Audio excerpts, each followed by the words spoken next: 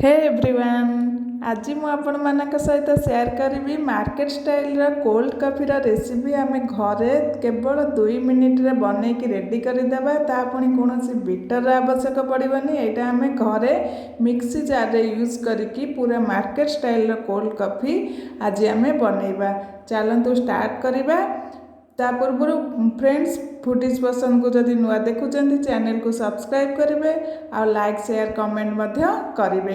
देखंतु मो 2 चम्मच नहीं जाइए इंस्टेंट कॉफी मिक्सी जार रे नहीं जाइए 2 टेबल स्पून। ता सहित नहीं आम 3 टेबल स्पून चीनी।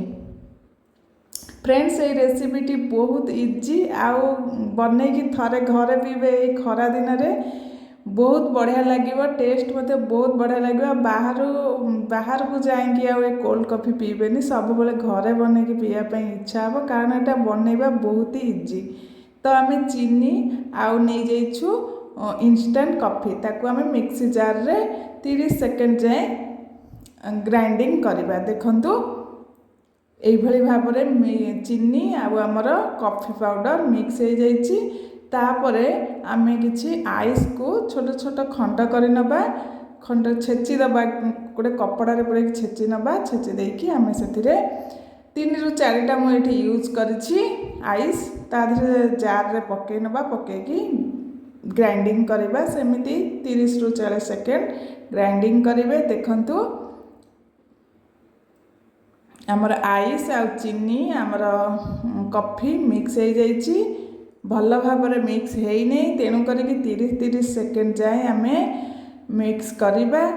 तार कलर पूरा चेंज हवा जाए फेण फेण पूरा भल भाव फेण फेणटा आसब जाए आमर कॉफीटा रेडी हो।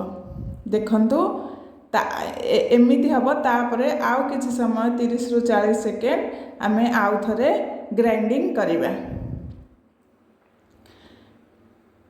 देखंतु एबे हमर रेडी हो जाइछि, कलर पूरा चेंज हो जाइछि। तापरे आमे जो ग्लास हो कप हो जो थरे भी पीबा नहीं आसीबा आमे टिके से कॉफी को यूज करके आमे ग्लास को डेकोरेट करदबा। आमे मार्केट स्टाइल जेहेतु बनाउछे आपण चाहिले चॉकलेट को मेल्ट करके मध्य यूज करि परिबे, नले चॉकलेट सिरप मध्य यूज करि परिबे आपण माने मार्केट रे मिलुची। तो किंतु मु आज बहुत इजी वे रे बनैछि घरे थिबा सामग्री रे किछि बाहर जिंस यूज करि नै। तो देखंतु मु सेही कॉफी को प्रथमे डेकोरेट करि नैछि ग्लास को। तापरे आमे आइस किछि पकै नबा। एठी मु 5 रु 6टी छोट छोट पीस रा आइस यूज करछि। आइस किछि पकै नबा जेहेतु आमे कोल्ड कॉफी बनाउछे तो आइस रा निहाती यूज करिवे।